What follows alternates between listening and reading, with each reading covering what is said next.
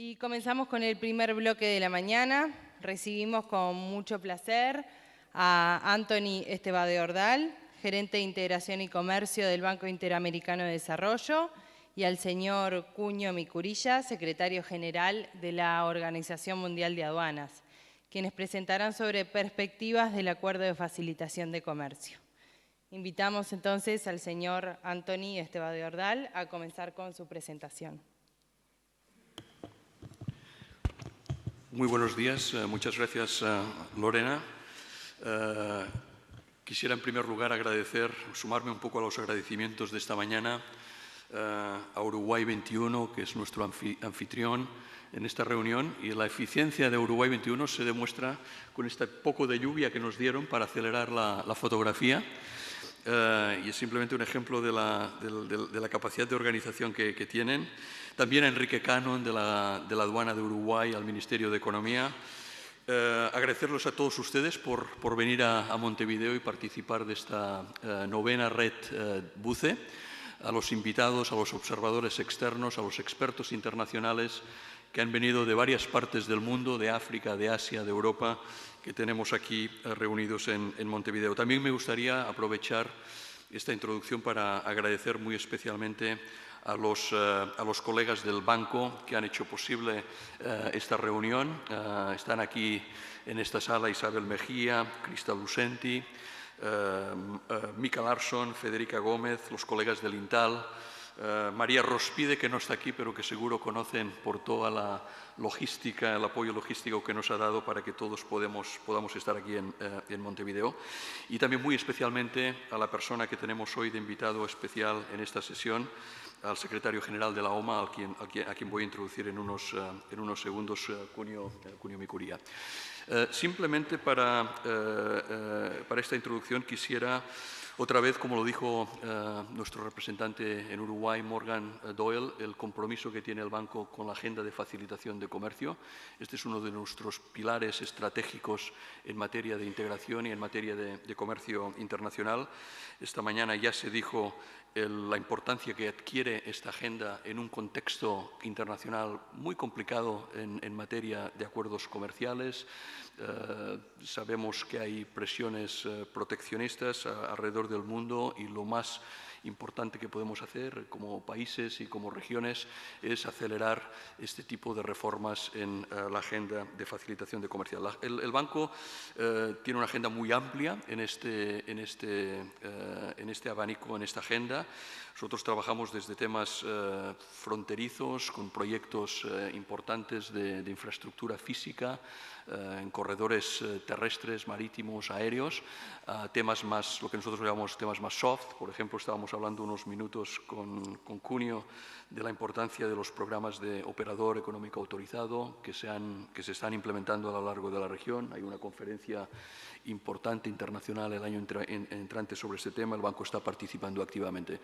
Pero un poco la joya de la corona de nuestros programas en el banco ha sido desde hace varios años el apoyo a las ventanillas únicas como un instrumento clave de esta agenda. Y simplemente quería compartirles de forma muy sucinta lo que hacemos en el banco en el marco estrictamente de ventanilla única. Hoy día tenemos, de hecho son la mitad de los participantes de esta red, 13 países de los 26 de la red. El banco tiene operaciones de préstamo importantes y operaciones financieras de lending en 13 países hoy día, programas algunos muy amplios, otros partes, digamos, de componentes de otro tipo de programas de ámbito comercial. Más allá de estos programas de préstamo hay otras cooperaciones técnicas y de asistencia técnica en muchos países que no están reflejados aquí, una cooperación con Brasil, con México, con otros países de Centroamérica. Estamos, por así decirlo, en casi toda la región trabajando esta agenda de ventanilla única. Pero no es únicamente el proyecto nacional, el proyecto financiero, el préstamo que pueda dar el banco, la cooperación técnica que podamos dar eventualmente. Para nosotros es muy importante el conjunto de instrumentos que el banco pone a disposición de los países para asegurar la eficacia de estas intervenciones. Para nosotros es muy importante, y resumo un poco aquí las áreas de acción que tenemos en marcha en el banco, los análisis de impacto. Esto es un área súper importante para el banco y creo que también para los países, saber el impacto que están teniendo estos instrumentos de facilitación comercial. El último informe que hizo el banco, donde están representados varios de estos países, se llama en inglés Out of the Border Labyrinth, hace un análisis exhaustivo, muy riguroso del impacto que están teniendo estas medidas de facilitación, no solo de ventanilla única, sino también de otro tipo de instrumentos. En segundo lugar, la generación de consensos a nivel regional es muy importante. Esto es un ejemplo del tipo de mecanismos que el banco tiene para generar este tipo de consensos. La red BUCE es quizás el ejemplo más claro, pero hemos utilizado otro tipo de instrumentos que tenemos en el banco, el diálogo regional de políticas que reúne a los ministros y viceministros de Comercio Exterior una vez al año. En algunas ocasiones lo hemos utilizado para impulsar esta agenda. Vamos a tener nuevamente esta convocatoria a finales de octubre este año. El American Business Dialogue, que en español es el diálogo empresarial de las Américas, que acompaña la Cumbre de las Américas, tiene como uno de los ejes temáticos los temas de facilitación y en particular el tema de ventanilla única, y ahí hay un gran involucramiento del sector privado en esta agenda. En tercer lugar, la sostenibilidad y la capacidad que tenemos como países para ejecutar este tipo de proyectos, y ahí el instrumento más importante que tiene el banco son los instrumentos de capacity building, de entrenamiento, muchos de ellos en colaboración, de hecho, con la OMA. Hoy día hemos hecho más de 26 cursos en línea. Algunos de ustedes han participado en los cursos o en las comunidades de prácticas que el banco tiene. Se han entrenado más de 1000 funcionarios en temas de ventanilla única en la región desde el año 2012. La mitad funcionarias mujeres. Estamos muy orgullosos de este objetivo que tuvimos en materia de género. Y finalmente, y muy importante para esta reunión, necesitamos también que estos instrumentos que se ejecutan a nivel nacional converjan entre ellos, se hablen entre sí, y la agenda, por tanto, de convergencia es clave para el éxito de esta agenda. Y ahí las plataformas regionales son muy importantes. El banco está trabajando en varias de ellas. La plataforma de interoperabilidad de AP, estamos trabajando en el marco de Mercosur, algunos temas bilaterales, Argentina, Brasil y algunos temas en Mercosur. La hoja de ruta, como saben, AP-Mercosur incluye también la posibilidad de estos mecanismos de convergencia en materia de facilitación. En Centroamérica hay una plataforma que vamos a presentar más adelante de la plataforma digital de facilitación, y también iniciativas muy parecidas, muy interesantes que están surgiendo en el Caribe. Y se trata eventualmente de que estas plataformas regionales se hablen entre sí. Con esto quisiera simplemente dejar un poco el compromiso que tiene el banco con esta agenda, y sin más dar la palabra a quien es hoy día el verdadero protagonista de esta sesión, que es el secretario general de la OMA. Estamos muy contentos que nos acompañe, un gran amigo. Todo lo que acabo de mencionar que hace el banco no lo podríamos hacer si no tuviéramos socios importantes. Los partnerships que tiene el banco son claves para el funcionamiento de esta agenda, y creo que el partnership institucional que tenemos con la OMA en este tema es probablemente de los más importantes, y agradecemos mucho a Cunio que haya aceptado venir a esta reunión. No hay que presentar a Cunio, es una persona que claramente es un líder en la comunidad aduanera a nivel global. Ha sido el secretario general de la OMA desde el año 2009.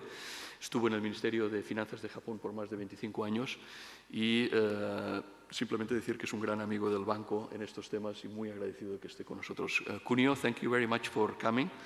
It's a real pleasure for us to have you here. As I said in Spanish, this is one of the most important partnerships that we have in promoting this agenda. Welcome to Montevideo and welcome to this Red Booth. Thank you very much. Well, thank you very much, Tony. And we are just talking that perhaps the first time we met together was in 2005 during the WTO Minister Conference in Hong Kong. And since then, we have been talking about trade facilitation and the partnership between us. So it has been a long-time friendship and partnership. Well, this morning, all the speakers at the opening session said that how important trade is to counter protectionism and slowing economic development. And of course, when it comes to trade, customs is the infrastructure of trade. So improving efficiency and effectiveness of customs is very important. And this is what we are doing. WCO, World Customs Organization, is a voice of 182 members all over the world, and it was established in 1952 in Brussels. And we develop standards for custom procedures, we promote international cooperation, and we deliver capacity building assistance. And very symbolically, Enrique Canon, Director General of Uruguay Customs, was just elected as chairperson of the Council of the WCO. So he is, in a way, face of the members, 182 members. And so this is why I'm very happy that I'm here in Uruguay accepting your invitation. And especially single window is really an important issue for us. As Enrique has said, like in Uruguay, in many countries, single window was born in customs, and customs has supported the single window with its competence and technical support.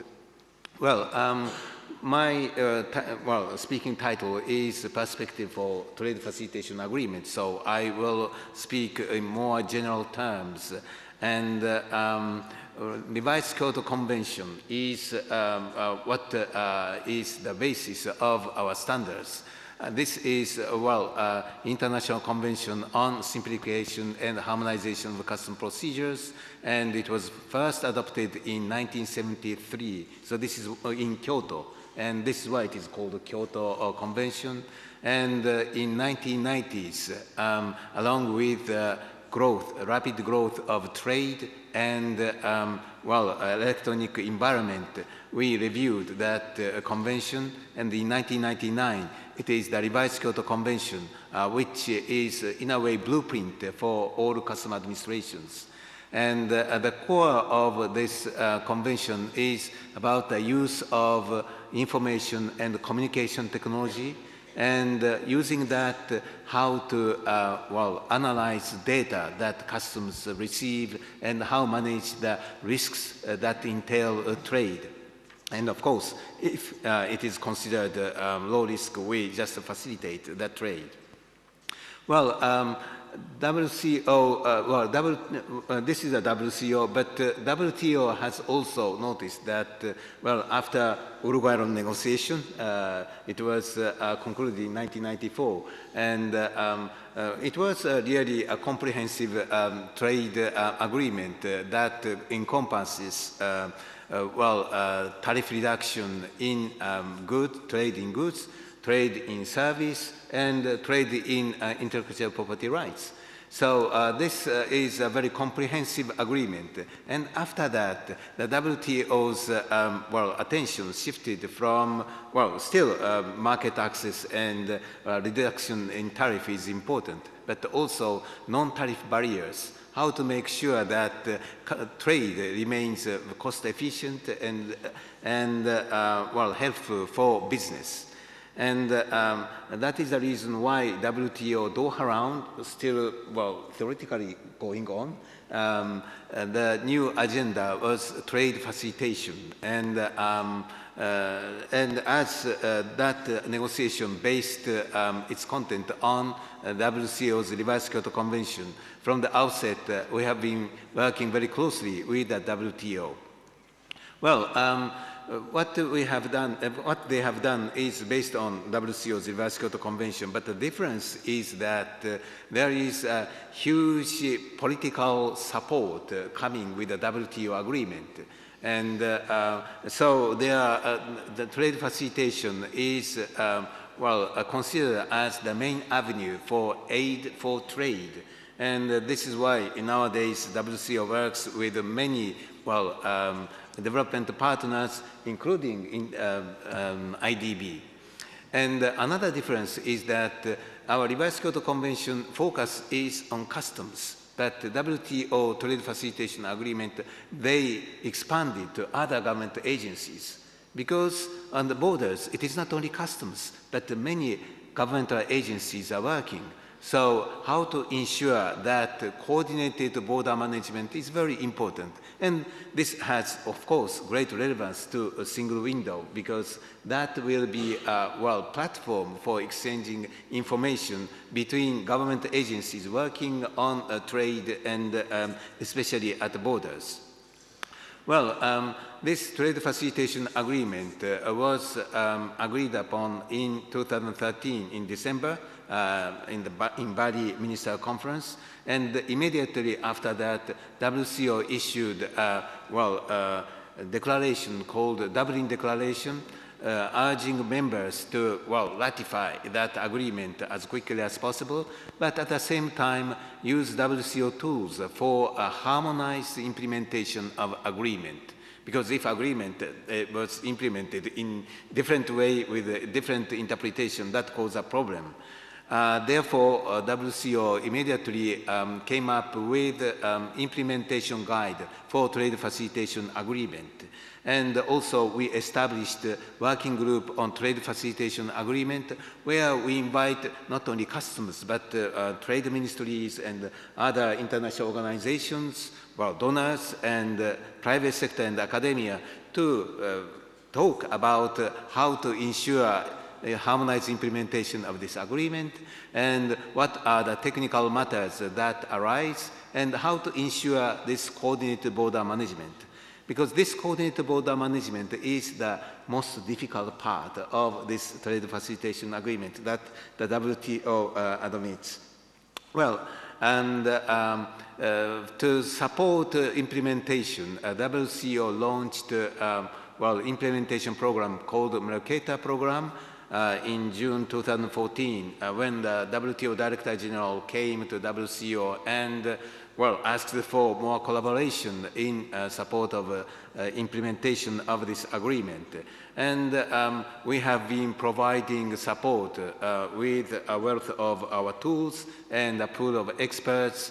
And since then, 3 years, we have done more than 300 missions, and we covered more than 70 members. And originally, that was really based on regional awareness-raising session. But then we are moving on to more tailor-made national project, national assistance project. And there we recommend that the agreement requires each country to establish national committee on trade facilitation and use this national committee on trade facilitation for more coordination. And especially those countries lagging to ratify the agreement or report or notify a secretariat with their category ABC. Well, category A is that this area they country implement immediately. Categories B with some time necessary, and category C they need capacity building assistance to implement those provisions. But those categorizations are rather lagging behind. And the reason, the real reason is not necessarily with the customers, but other government agencies which are not very familiar with the agreement, and they are rather late in implementing, assessing their capacity building needs and implementation period. So we recommend to use National Committee on Trade Facilitation, and quite often the difficulty, as I said, comes from coordinated border management area, including single window, because single window is often identified as the most costly and complicated area. Well, another of what we are advising is to do the performance measurement of the implementation of trade facilitation agreement. because the core of this agreement is to, well, of course, lower the cost, but lower the time necessary for clearance.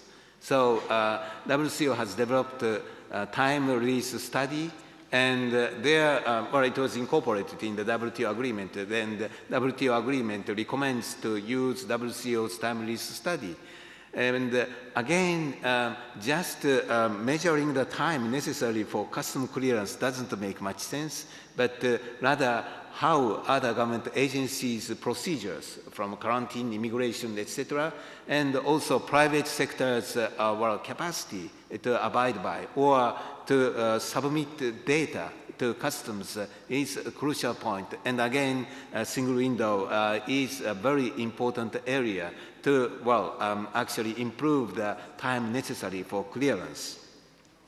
Well, so I talked about several times about single window, and the WCO called it a single window environment, and this is, for our part, a cross-border intelligent facility that allows parties involved in trade and transport to lodge standardized information, well, mainly electronic, with a single entry point to fulfill all import, export, transit, and other related regulatory requirements. And these regulatory requirements are not necessarily limited to customs, but include other government agencies. And in this connection, well, almost all of you are experienced and specialists of single window. The difficult part is how to tackle policy, legal, and administrative arrangement before going to tackle the, well, technical or electronic part. And so WCO has developed many tools to support the single window compendium on how to build a single window environment, or single window implementation survey. We update well, periodically what is the, well, progress. And from that survey, we see that this area, Latin America, is well advanced, relatively advanced compared to other regions. And well, I talked about standardized data set, and this is about WCO data model. So data harmonization initially for custom purpose, but now the scope is enlarged to, well, include other government agencies' data requirement. So this is the well, important area for move forward the trade facilitation agreement. Now we are living in the, well, digital world, so without using digital technology, it is very difficult to, well, support trade, and this is why your, well, contribution is very much appreciated. Well, trade facilitation agreement is important, but what trade, well, is faced with, or customs community as well, is not limited to facilitation pressure, but also security concern is there. In the world of heightened security, we need to embrace cooperation with business. As Tony said, authorized economic operator is a very important concept, and I really appreciate that, well, IDB has supported WCO's AEO, authorized economic operator system, and globally we are moving forward. But at the same time, this trade facilitation, it is agreement, multilateral agreement, but it could be used for the regional integration as well. And this is why we recommend the trade facilitation agreement and revised Kyoto Convention and other WCO tools as, well, set to support economic competitiveness, to advance economic competitiveness. And this will enhance connectivity at the borders. And well, WCO's vision is borders divide, customs connect. So connectivity is very important. And the connectivity nowadays is very much supported by, of course, interoperability of IT system. So again, this is an important work in this regard. And we are going forward from the trade facilitation agreement by producing transit guidelines, and because in this region as well, for Mercosur or Pacific Alliance or Central America's integration, transit is very important. Therefore, WCO developed transit guidelines to complement the trade facilitation agreement. Well, next to that transit, we are now looking at customs special regime, including free trade zone and special economic zone, where customs plays an important part. Of course, important part in the sense that, well, it is free from customs duties. But adequate control should be there in order not to bring those free trade zones to hub for illicit trade. So this is a rather difficult balance, but this is what we are looking at. And of course, when it comes to integration, it is rules of origin that is very important.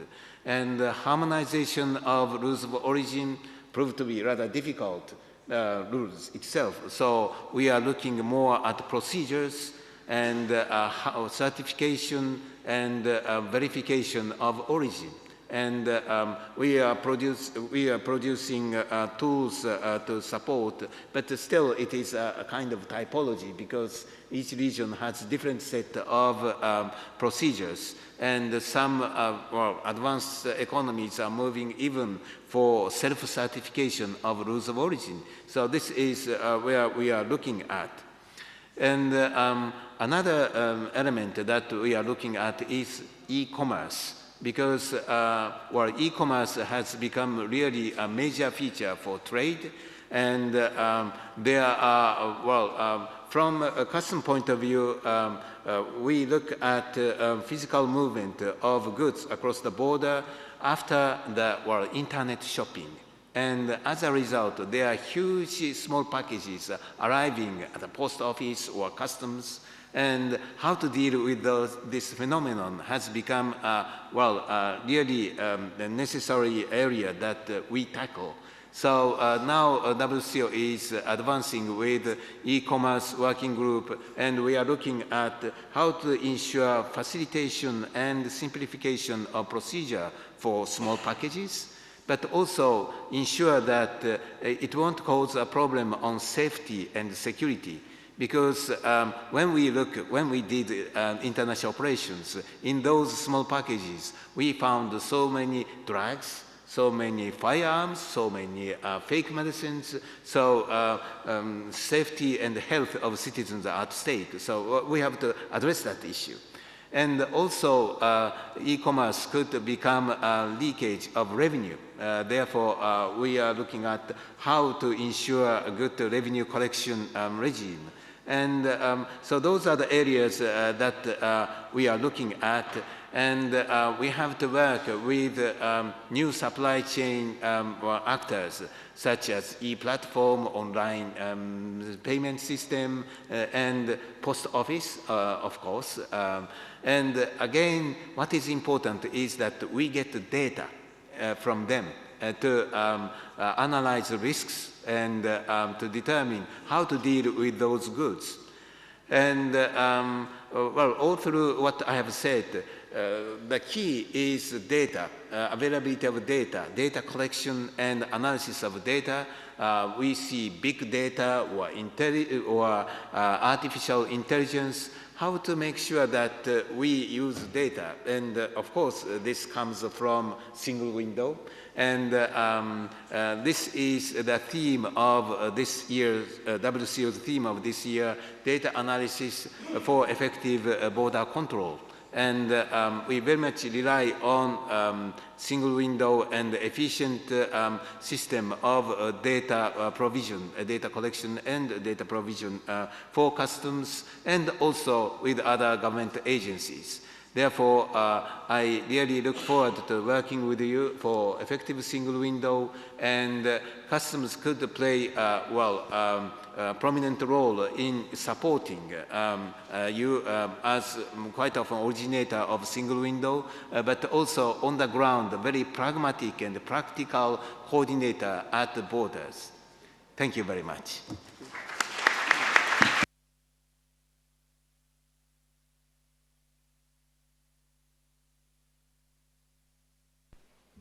Thank you very much, Cunio, for this comprehensive overview of today's trade facilitation agenda. We are more or less on time, just a little bit late. Cunio is offering his time maybe to take a couple of questions, taking advantage that he's here with us. If there is any burning comment or question that you want to address to the Secretary General, I think he would very much welcome some interaction with you. So if there's any questions, please raise your flag, and I'll give you the floor if there is any.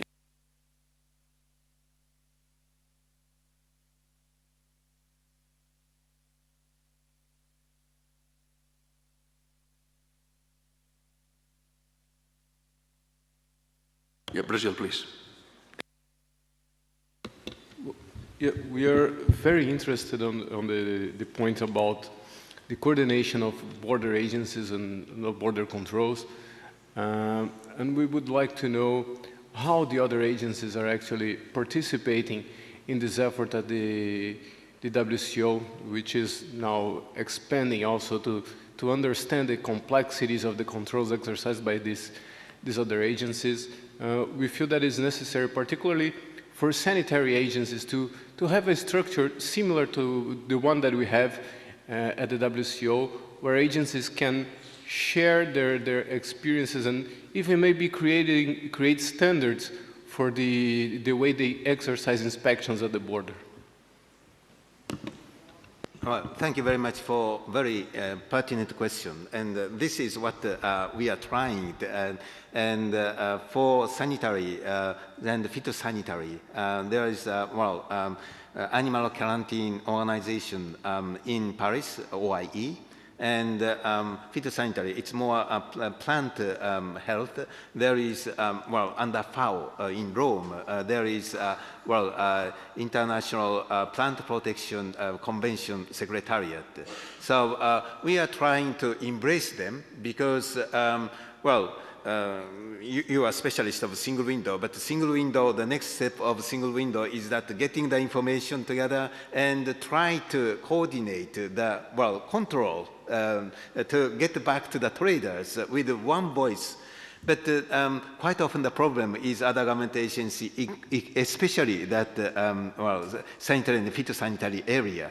So now we invite them, we signed MOU, and we are at the final phase, or one is the final phase of signing MOU, and they come to WCO's working group on trade facilitation, and they learn how customs is doing risk management.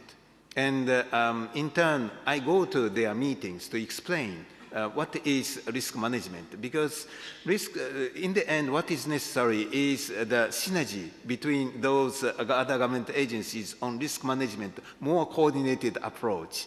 If one agency said that, no, we'll do 100% examination and inspection, that causes a problem. So we are, providing our information on how, for example, authorized economic operator works. And if you identify trusted traders, why don't you change the treatment from others? And they started to, discuss internally. And that is how we try to get them together. And in other areas, for example, in the transport, we work very closely with ICAO, International Civil Aviation Organization, because they are, air transport security and safety is their concern. And they have their own, business standard. So we try to get synergy, and also we try to exchange information. for evaluation of risks. So gradually we try to get them, invite to our meetings, and we go there to raise the awareness of the members of those international organizations related to quarantine and other areas. Thank you very much. There's no any other question or comment? No? So I think we'll continue with the program. I think the next session is right after this one. So let me thank again the Secretary General for being with us, and let's give him thanks for his participation. Thank you very much.